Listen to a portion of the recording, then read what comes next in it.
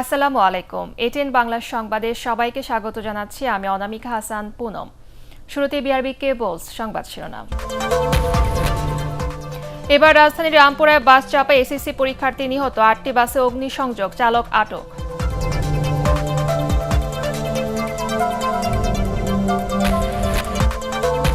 UP নির্বাচনকে ঘিরে সহিংসতায় ১০ জনের মৃত্যু, নীলফামারীতে বিজিবি সদস্য নিহতের ঘটনায় স্বরাষ্ট্র মন্ত্রণালয়ের প্রতিনিধি দলের ঘটনাস্থল পরিদর্শন।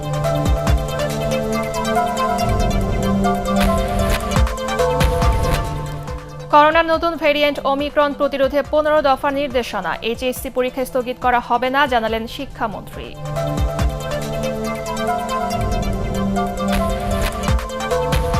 খালেদা জিয়ার চিকিৎসার বিষয়টি পর্যবেক্ষণ করছে সরকার, বললেন ওবায়দুল কাদের। আইনি প্রক্রিয়ায় মোকাবেলার আহ্বান পররাষ্ট্রমন্ত্রীর।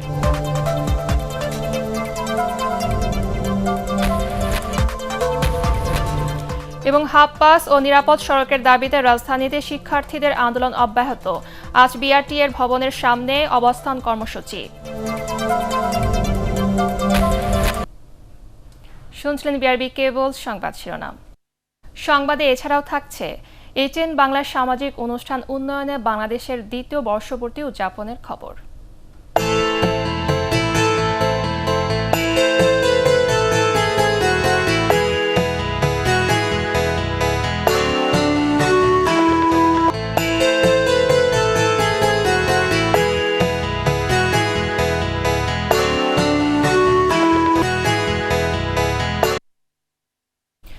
এবারে বিস্তারিত। এবার রাজধানীর রামপুরায় ২ বাসের পাল্লায় নিহত হলো এক এসএসসি পরীক্ষার্থী। সোমবার রাত 10:30টার দিকে রাস্তা পার হওয়ার সময় অনাবিল পরিবহনের একটি বাস শিক্ষার্থী মাইনুদ্দিনকে চাপা দেয়। এই ঘটনার জেরে ৮টি বাসে আগুন ধরিয়ে দেয় বিক্ষুব্ধ জনতা। ঘটনার পর চালককে আটক করেছে পুলিশ। মনির হোসেন তোপর রিপোর্ট। সড়কে আবারও ঝরল রক্ত। নিরাপদ সড়কের দাবিতে শিক্ষার্থীদের চলমান আন্দোলনের মুখে এবার বাসের চাপায় নিহত হল এসএসসি পরীক্ষার্থী মাইনুদ্দিন।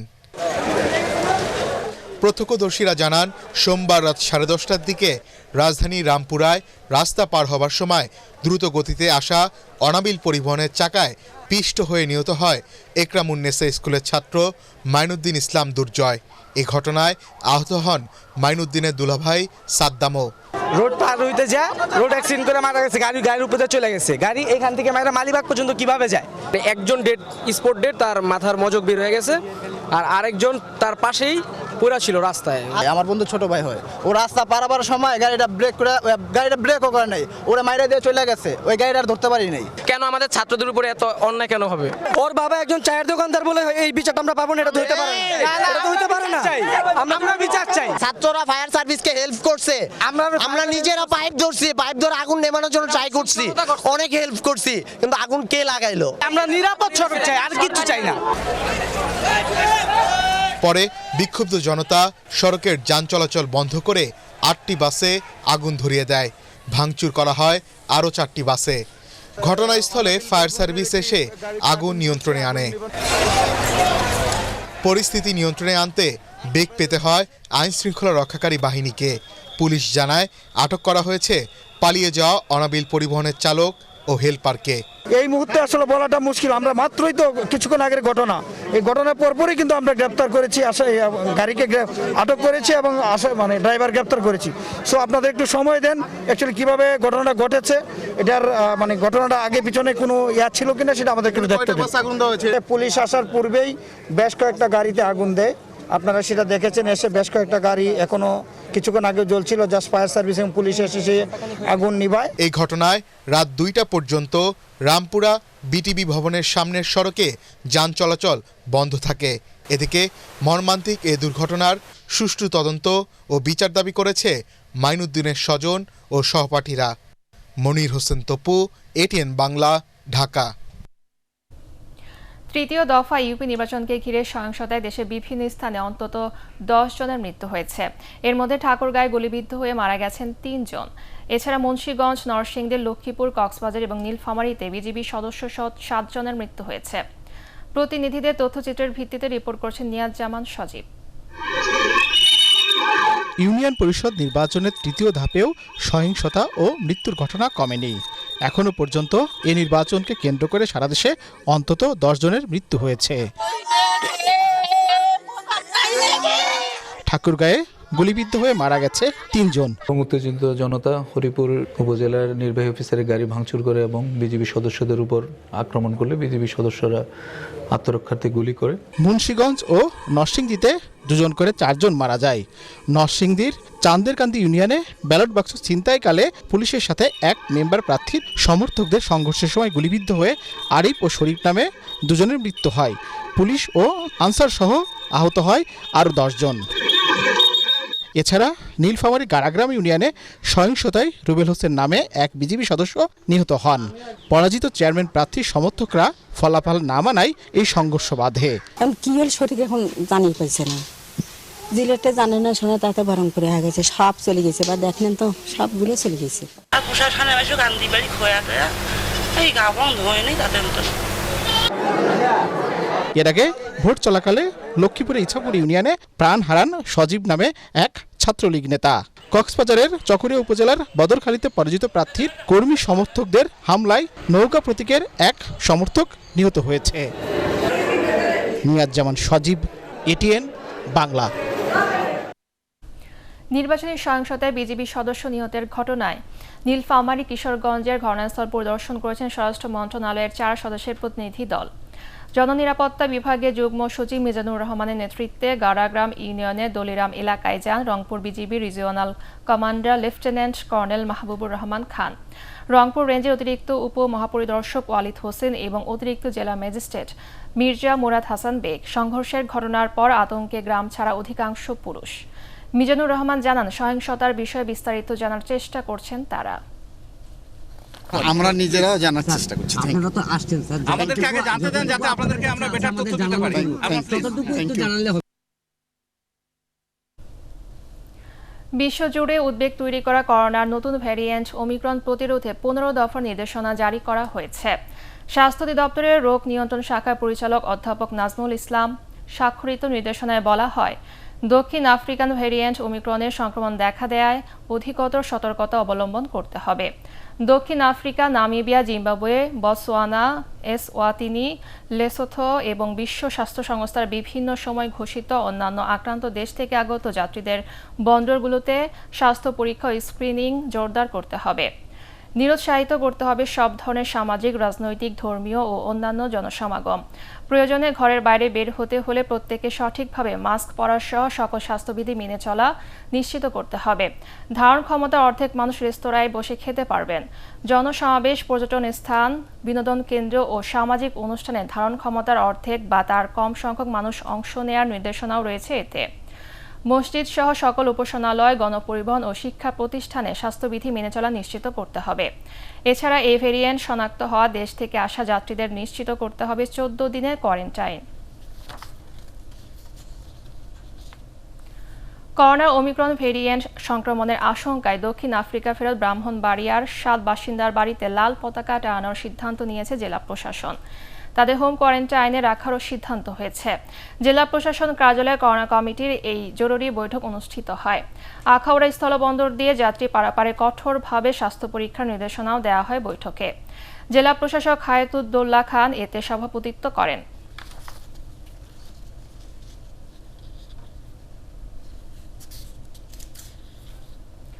করোনার আফ্রিকান ধরন ওমিক্রনের কারণে এইচএসসি পরীক্ষা স্থগিত করা হবে না বলে জানিয়েছেন শিক্ষামন্ত্রী ডাক্তার দীপুমণি। সংক্রমণ ঠেকাতে পর্যাপ্ত ব্যবস্থা নেওয়ার কথাও জানান তিনি। শিক্ষা খাতে করোনার ক্ষতি পুষিয়ে নিতে বিভিন্ন পরিকল্পনা নেওয়ারও তাগিদ দেন শিক্ষামন্ত্রী। রাজধানীতে আলাদা 2টি অনুষ্ঠানে তিনি এসব কথা বলেন। মাহবুব কবির চপলের রিপোর্ট। নানা অনিশ্চয়তার মধ্যেই গত 14 নভেম্বর এসএসসি পরীক্ষা শুরু হয়ে সফলভাবেই শেষ হয়। সংক্ষিপ্ত সিলেবাসে 2 ডিসেম্বর থেকে শুরু হবার কথা এইচএসসি পরীক্ষা, যেখানে পরীক্ষার্থী 14 লাখ। কিন্তু করোনার নতুন ধরন ওমিক্রনের কারণে গোটা বিশ্বে শঙ্কা ছড়িয়েছে। কারণ 2 ডোজ টিকা নেয়ার পরও এই ভেরিয়েন্ট মারাত্মক সংক্রমণ ঘটাতে পারে বলে জানাচ্ছেন গবেষকরা। এ অবস্থায় এইচএসসি পরীক্ষা হবে কিনা এমন প্রশ্নে শিক্ষামন্ত্রী জানান, সতর্কতামূলক ব্যবস্থা সহ যথাসময়েই পরীক্ষা হবে। একটা খুবই দুশ্চিন্তার ব্যাপার যে ওমিক্রন নামে নতুন যে করোনার যে ভ্যারিয়েন্টটি পাওয়া গেছে দক্ষিণ আফ্রিকায়, এই ভ্যারিয়েন্টটি অতীতের যে কোনো ভ্যারিয়েন্টের তুলনায় অনেক বেশি বিধ্বংসী, অনেক বেশি দ্রুত এটি ছড়ায় এবং অনেক বেশি ক্ষতিকর। উচ্চ মাধ্যমিকের পরীক্ষা শুরু হচ্ছে 2রা ডিসেম্বর থেকে 30শে ডিসেম্বর পর্যন্ত পরীক্ষা চলবে। আমরা আল্লাহর কাছে হাজার শুকরিয়া করি যে আমরা এসএসসি পরীক্ষাটি অত্যন্ত শান্তিপূর্ণভাবে সুষ্ঠুভাবে নিয়ে নিতে পেরেছি। এইচএসসি পরীক্ষা অত্যন্ত শান্তিপূর্ণ সুষ্ঠুভাবে স্বাস্থ্যবিধি মেনে আমরা নিতে পারবো, এ ব্যাপারে আমরা পূর্ণ আশাবাদী। বেসরকারি বিশ্ববিদ্যালয় ইউল্যাবের সমাবর্তন অনুষ্ঠানে শিক্ষামন্ত্রী জানান, করোনায় শিক্ষার যে ক্ষতি হয়েছে তা পুষিয়ে নিতে কাজ চলছে। করোনা কালে আমরা অনেক ক্ষতির সম্মুখীন হয়েছি, তবে প্রযুক্তির সহায়তা এবং শিক্ষকদের আন্তরিক প্রচেষ্টায় আমরা এগিয়ে চলেছি। শিক্ষার্থীরা তারাও ক্ষতি কাটিয়ে উঠতে চেষ্টা করবে এবং শিক্ষকরাও বিভিন্ন কার্যক্রমের মাধ্যমে এই ক্ষতি পুষিয়ে দিতে আন্তরিক হবেন। অনুষ্ঠানে সমাবর্তন বক্তা ছিলেন বাংলাদেশ ক্রিকেট দলের সাবেক অধিনায়ক মাশরাফি বিন মুর্তজা। এ সময় শিক্ষার্থীদের উদ্বুদ্ধ করতে অনুপ্রেরণামূলক বক্তব্য দেন তিনি। আপনি জীবনকে উপভোগ করছেন কিনা সেটা হচ্ছে সাকসেসের মানদণ্ড আমার কাছে। মাহবুব কবির চপল, এটিএন বাংলা, ঢাকা। সেই সাথে আমি আমার করোনা ভাইরাসে দেশে আরও 2 জনের মৃত্যু হয়েছে। সবশেষ 24 ঘন্টায় নতুন করে 227 জনের করোনা শনাক্ত হয়েছে। স্বাস্থ্য অধিদপ্তরের সংবাদ বিজ্ঞপ্তিতে এসব তথ্য জানানো হয়। মৃত 2 জনই ঢাকা বিভাগের। সবশেষ একদিনে শনাক্তের হার 1.34%। বিএনপি চেয়ারপারসন বেগম খালেদা জিয়ার চিকিৎসার বিষয়টি সরকার পর্যবেক্ষণ করছে বলে জানিয়েছেন আওয়ামী লীগ সাধারণ সম্পাদক ওবায়দুল কাদের। তার মতে চিকিৎসার বিষয়ে ব্যবস্থা না নিয়ে রাজনৈতিক উদ্দেশ্যেই বেগম জিয়াকে নিয়ে মায়াকান্না করছে বিএনপি। নবাবগঞ্জে ঢাকা মহানগর দক্ষিণ আওয়ামী লীগের 23 নম্বর ওয়ার্ডের সম্মেলনে তিনি এসব কথা বলেন। এ সময় শিক্ষার্থীদের জন্য অর্ধেক ভাড়া নির্ধারণ করতে বেসরকারি পরিবহন মালিকদের প্রতি আহ্বান জানান সড়ক পরিবহন ও সেতুমন্ত্রী ওবায়দুল কাদের। বেগম জিয়া যদি বেশি অসুস্থ, এর জন্য দায়ী বিএনপি তার শারীরিক অসুস্থতা নিয়ে যত কথা বলেছে তার চেয়ে বেশি রাজনীতি করেছে।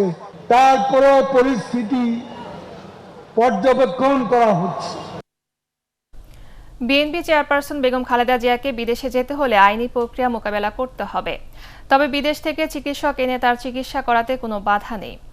ঢাকায় নিযুক্ত বিভিন্ন দেশের কূটনীতিকদের ব্রিফিংয়ে এসব কথা বলেন পররাষ্ট্রমন্ত্রী ডক্টর একে আব্দুল মোমেন। এ সময় তিনি আরও বলেন, সৌদি আরবের 30টি কোম্পানি বাংলাদেশে বিনিয়োগ করতে আগ্রহী। ইকরামুল হক সায়েমের রিপোর্ট। রাষ্ট্রীয় অতিথি ভবন পদ্মায় সমসাময়িক বিভিন্ন ইস্যু নিয়ে ঢাকায় কর্মরত কূটনীতিকদের ব্রিফিং করেন পররাষ্ট্রমন্ত্রী একে আব্দুল মোমেন। করোনা মোকাবেলা, জলবায়ু সম্মেলন, রোহিঙ্গা ইস্যু ও ইউপি নির্বাচনের পাশাপাশি গুরুত্ব পায় খালেদা জিয়ার বিদেশ যাওয়ার প্রসঙ্গ। The government has nothing against. She is a prisoner and the law will take care of her. Whatever she wants to do, she is free to do treatment anywhere in the country, but if she has to go abroad, then in that case she has to go through the legal process. She is allowed to bring any doctors from abroad for her treatment if she wants, and all the the medical reports have gone abroad. অনুষ্ঠানে করোনার নতুন variant মোকাবিলা এবং বিভিন্ন দেশের সাথে flight বন্ধ করে দেওয়ার বিষয় নিয়েও আলোচনা হয়। Since there is a new variant came out in South Africa, we had to stop all the flights from South Africa to Bangladesh. এ সময় নির্বাচন কমিশন স্বাধীনভাবে কাজ করছে বলেও কূটনীতিকদের জানান পররাষ্ট্রমন্ত্রী। Government is committed for a free, fair and transparent election. Government did not interfere in any of this election. সংবাদ সম্মেলনে কথা বলেন বাংলাদেশের সফররত সৌদি আরবের যোগাযোগ মন্ত্রী সালেকিন নাসের আল জাসের। বিনিয়োগে দেশটির আগ্রহের কথা জানান তিনি। By the Red Sea company and there was an investment in renewable energy by Aqua Power and many other investments are under discussion. Ikramul Haque Sayem, ATN Bangla, Dhaka. রাজনৈতিক উদ্দেশ্যে বিএনপি চেয়ারপারসন বেগম খালেদা জিয়ার স্বাস্থ্যগত বিষয় নিয়ে দলটি নেতাদের শেখানো বক্তব্য দিয়েছেন তার চিকিৎসকরা। সচিবালয়ে কেবল অপারেটর্স অ্যাসোসিয়েশনের নেতাদের সাথে বৈঠক শেষে তথ্য ও সম্প্রচার মন্ত্রী ডক্টর হাসান মাহমুদ এ মন্তব্য করেন। তিনি আরও বলেন, বেগম জিয়ার স্বাস্থ্য নিয়ে তার চিকিৎসকরাও রাজনীতি শুরু করেছেন। তাকে বিদেশে চিকিৎসার সুযোগ না দিলে বিএনপি মহাসচিব মির্জা ফখরুল ইসলাম আলমগীরের বিশৃঙ্খলার হুমকি ফৌজদারি অপরাধের শামিল বলেও মন্তব্য করেন হাসান মাহমুদ।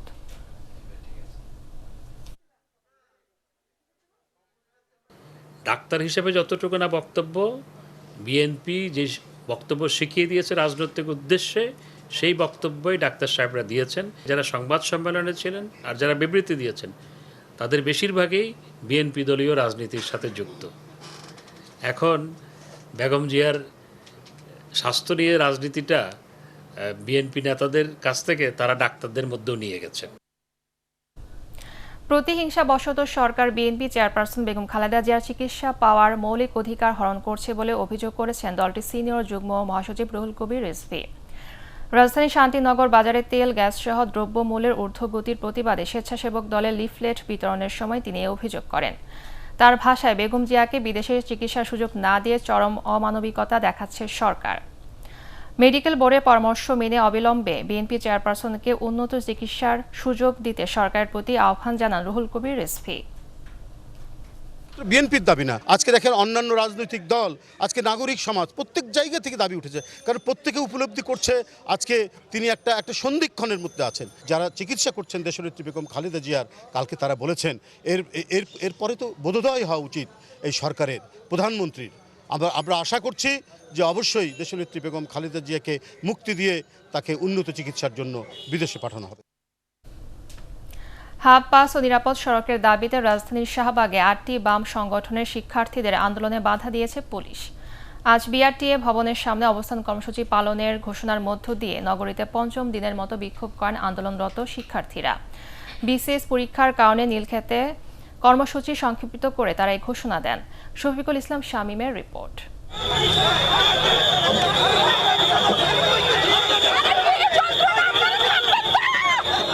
পঞ্চম দিনের মতো বিক্ষিপ্তভাবে রাজধানীতে বিক্ষোভ করে সাধারণ ও বিভিন্ন বাম সংগঠনের শিক্ষার্থীরা। শাহবাগে প্রধান সড়কে বাম সংগঠনের শিক্ষার্থীরা অবস্থান নিতে চাইলে পুলিশি বাধার মুখে পড়ে আন্দোলনকারীরা। এ সময় শিক্ষার্থীদের সাথে পুলিশের ধস্তাধস্তির ঘটনা ঘটে। পরে নিজেদের মধ্যেও হাতাহাতি হয় শিক্ষার্থীদের। এ সময় পুলিশের বাধায় জাতীয় জাদুঘরের সামনে অবস্থান নিয়ে বিক্ষোভ করে 8টি বামপন্থী ছাত্র সংগঠনের কর্মীরা। পরিবহন ব্যবসায়ীদের স্বার্থে এই সেক্টরকে ব্যবসার জন্য উন্মুক্ত করেছে। সারা দেশে রেল যোগাযোগ নেটওয়ার্ক, নৌ যোগাযোগ নেটওয়ার্ক তৈরি করা যেত, সেই পরিবহন সেক্টরগুলোকে কার্যকর করে বাস ব্যবসাকে বাড়ানোর জন্য এই বাস ব্যবসায়ীদের স্বার্থেই কাজ করা হয়েছে। এদিকে সাধারণ শিক্ষার্থীরা বিভিন্ন গ্রুপে ভাগ হয়ে সংক্ষিপ্ত কর্মসূচি পালন করে নীলক্ষেত মোড়ে। এ সময় মঙ্গলবার বিআরটিএ ভবনের সামনে অবস্থান কর্মসূচির ঘোষণা দেয় তারা। দাবি আদায় না হওয়া পর্যন্ত আন্দোলন চালিয়ে যাওয়ার কথাও বলেন শিক্ষার্থীরা। আগামীকালকে বিআরটিতে আমরা অবস্থান কর্মসূচি পালন করব দুপুর থেকে। যদি অফিস টাইমের মধ্যে তা বিআরটিএ কোনো ধরনের প্রজ্ঞাপন জারি কোনো সিদ্ধান্ত না দেয়, তাহলে আমরা আমাদের যারা ছাত্র সংগঠক ঢাকার বিভিন্ন জায়গায় যারা নামছে আন্দোলনে, তাদের প্রতিনিধিরা সহ কালকে আসবে, তাদেরকে বসে আমরা সেখানে তাৎক্ষণিক সিদ্ধান্ত নিব। আজকে শুধু বিসিএস পরীক্ষার জন্য আমরা এই যে এটা ভালো মতো চালাইনি, কারণ যদি এখন পরীক্ষার সময়, কারণ আপনারাও জানেন যে বিভিন্ন বিশ্ববিদ্যালয়ে দেরি হয়ে যাবে, কিন্তু আমরা চাচ্ছি যে 9 দফা আন্দোলন যদি মঙ্গলবার যদি তারা আমাদের কথা মানে, তাহলে আমরা এই আন্দোলনটা থামাবো। যে আমাদের 9 দফা দাবি, এটা যদি তারা যদি না মানে না, আমাদের এই সংগ্রাম সামনে চলতেই থাকবে যে পর্যন্ত আমাদের দাবিগুলো পূরণ না হবে।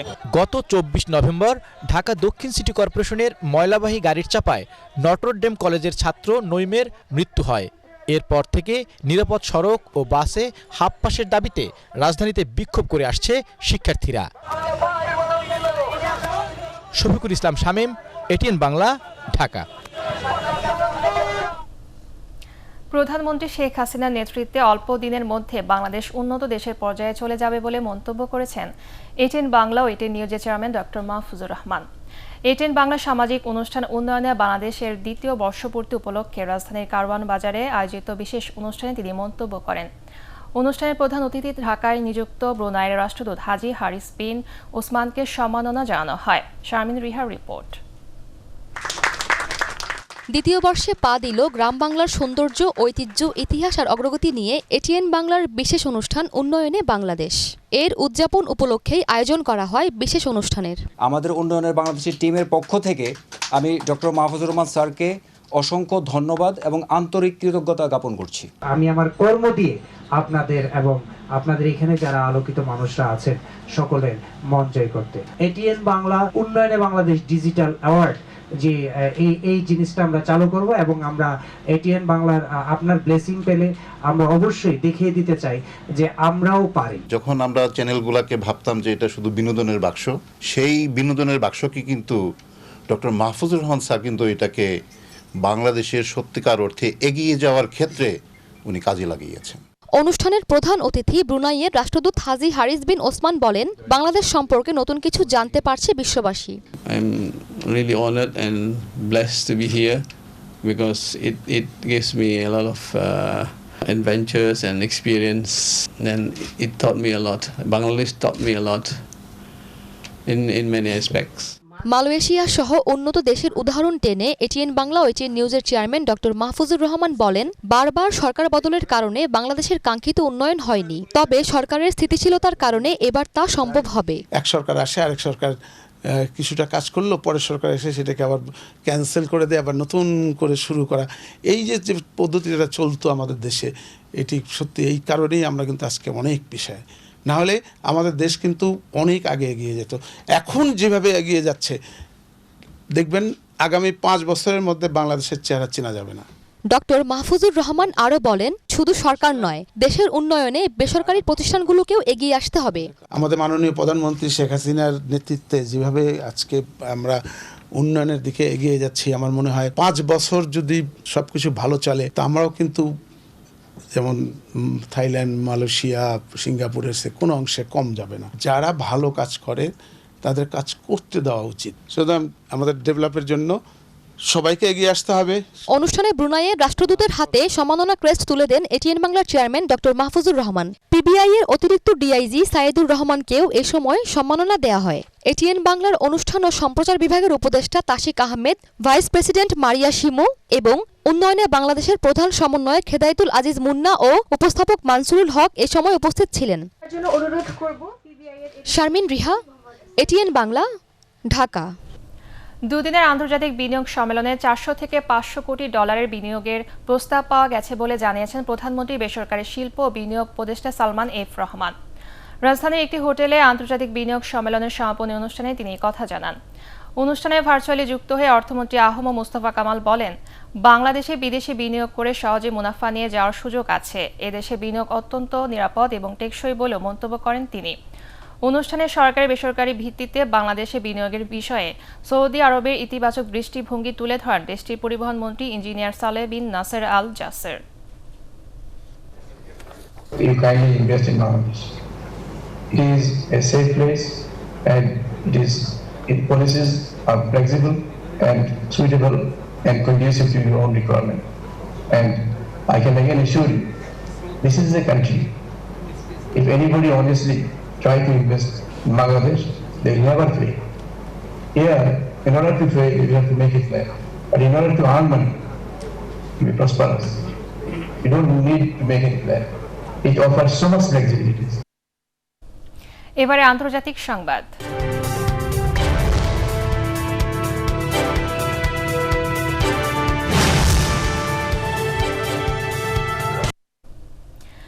এক বছর ধরে কৃষক আন্দোলনের পর কৃষি সংস্কার আইন বাতিল করল ভারত। লোকসভা ও রাজ্যসভায় পাশ হয় এ সংক্রান্ত বিলটি। এর আগে কৃষিখাত সংস্কারে আইন করলে প্রতিবাদে আন্দোলনে ফুঁসে ওঠে কৃষক সমাজ। গত বছরের নভেম্বরে দিল্লি ঘেরাও কর্মসূচিতে নগরীর চারপাশে জড়ো হন দেশটির বিভিন্ন প্রান্ত থেকে আসা কৃষকরা।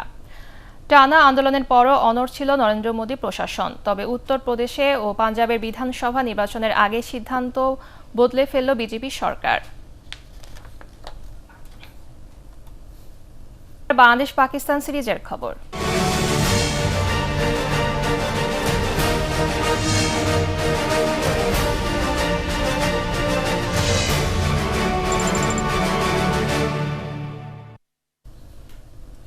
চট্টগ্রাম টেস্ট জিততে আজ পঞ্চম ও শেষ দিনে পাকিস্তানের প্রয়োজন 93 রান।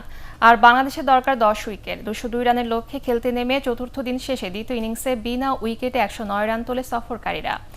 এর আগে 157 রানে গুটিয়ে যায় বাংলাদেশের দ্বিতীয় ইনিংস। 5 উইকেট নেন শাহিন শাহ আফ্রিদি। চট্টগ্রাম থেকে রিপোর্ট করছেন মুমিনুর রিপন। চট্টগ্রাম টেস্টের চতুর্থ দিন শেষে শুধু হতাশা নিয়েই মাঠ ছাড়ল বাংলাদেশ। ব্যাটসম্যানদের ব্যর্থতার পর একেবারেই সাফল্যবিহীন স্বাগতিক বোলাররা। তাতে জয়ের আনুষ্ঠানিকতা শেষ করার অপেক্ষায় রাত কাটাবে পাকিস্তান। বাংলাদেশের দেয়া 202 রানের টার্গেটে খেলতে নেমে দুই ওপেনার আবিদ আলী ও আব্দুল্লাহ শফিকের 50-তে সহজ জয়ের ভিত গড়ে পাকিস্তান। এই দুই অপরাজিত ব্যাটসম্যানের 109 রানের উদ্বোধনী জুটিতে চতুর্থ দিন শেষে জয়ের সুবাস পাচ্ছে সফরকারীরা। এর আগে 4 উইকেটে 39 রান নিয়ে খেলতে নামা বাংলাদেশের উপর চাপটা আরো বেড়ে যায় দিনের প্রথম ওভারেই মুশফিকুর রহিমের বিদায়ে। ধুঁকতে থাকা দলকে আসার আলো দেখাচ্ছিলেন ইয়াসির আলী ও লিটন দাস। প্রথম ইনিংসে 4 রানে আউট হলেও দ্বিতীয় ইনিংসে সামর্থ্যের প্রমাণ দিচ্ছিলেন চাটগাঁওয়ের ছেলে ইয়াসির। কিন্তু ভাগ্য সহায় হয়নি। মাথায় বলের আঘাতের ইনজুরি নিয়ে ব্যক্তিগত 36 রান নিয়ে মাঠ ছাড়েন এই ব্যাটসম্যান। এরপর লাঞ্চ বিরতির আগে 11 রান করা মেহেদী হাসান মিরাজের বিদায়ে 115 রানে 6 উইকেট হারিয়ে ধ্বংসস্তূপে রূপ নেয় টাইগারদের ইনিংস। বুক চিতিয়ে একাই লড়ে যান লিটন দাস। দ্বিতীয় সেশনের শুরুতেই 10ম 50 তুলে নেন প্রথম ইনিংসের সেঞ্চুরিয়ান। তবে অতি প্রয়োজনীয় মুহূর্তে নুরুল হাসান সোহানের খামখেয়ালি শট দলের বিপদ আরো বাড়িয়ে দেয়। ছক্কা মারতে গিয়ে দলীয় 153-তে ফেরেন এই ব্যাটসম্যান। এরপর বালির বাঁধের মতো ভেঙে পড়ে বাংলাদেশের সব প্রতিরোধ। 59 রান করা লিটন দাসকে এলবির ফাঁদে ফেলার পর আবু জায়েদকে নিজের পঞ্চম শিকারে পরিণত করেন শাহিন আফ্রিদি। শেষ 5 রানে 4 উইকেট হারিয়ে 157-তে গুটিয়ে যায় স্বাগতিকদের ইনিংস। রানের খাতায় খুলতে পারেননি শেষ 3 ব্যাটসম্যান। চট্টগ্রাম টেস্টের সবচেয়ে বাজে দিন পার করল বাংলাদেশ, যে দিনের একটি সেশনও নিজেদের করে নিতে পারেনি স্বাগতিকরা।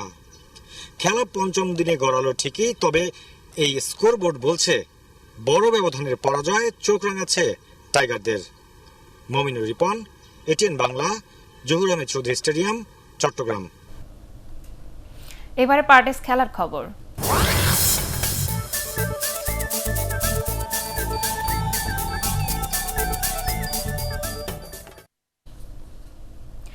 এখনো পাকিস্তানের বিপক্ষে প্রথম টেস্ট জয় সম্ভব বলে মনে করেন বাংলাদেশের কোচ রাসেল ডোমিঙ্গো। চট্টগ্রাম টেস্টে চতুর্থ দিন শেষে সংবাদ সম্মেলনে তিনি বলেন, প্রথম সেশনেই প্রতিপক্ষের 2-1টি উইকেট তুলে নিলে যে কোনো কিছুই সম্ভব। অন্যদিকে পাকিস্তানের ব্যাটসম্যান আব্দুল্লাহ শফিক বলেছেন, বড় ইনিংস খেলতে চান তিনি।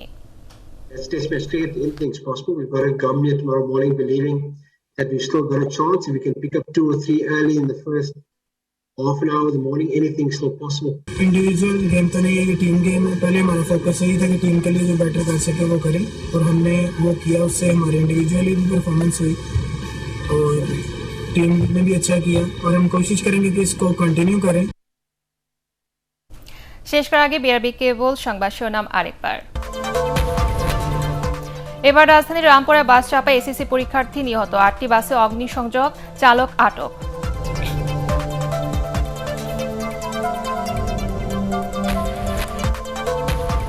ইউপি নির্বাচনকে ঘিরে সহিংসতায় 10 জনের মৃত্যু, নীলফামারীতে বিজিবি সদস্য নিহতের ঘটনায় স্বরাষ্ট্র মন্ত্রণালয়ের প্রতিনিধি দলের ঘটনাস্থল পরিদর্শন।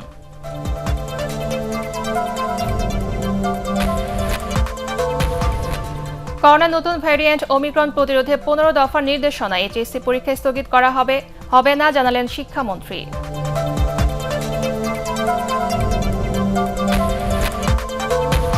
খালেদা জিয়া চিকিৎসার বিষয়টি পর্যবেক্ষণ করছে সরকার, বলেন ওবায়দুল কাদের। আইনি প্রক্রিয়ায় মোকাবেলার আহ্বান পররাষ্ট্রমন্ত্রী।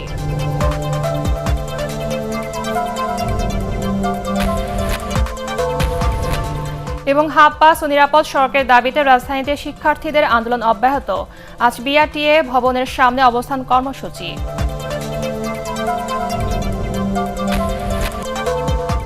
পরবর্তী সংবাদ দেখার আমন্ত্রণ জানিয়ে এখনকার মতো শেষ করছি। করোনা ভাইরাস থেকে নিজেকে সুরক্ষিত রাখতে মাস্ক পরুন, বারবার হাত পরিষ্কার করুন। এটিএন বাংলা সংবাদ ইউটিউবে দেখতে ব্রাউজ করুন, youtube/ATN বাংলা নিউজ। ধন্যবাদ।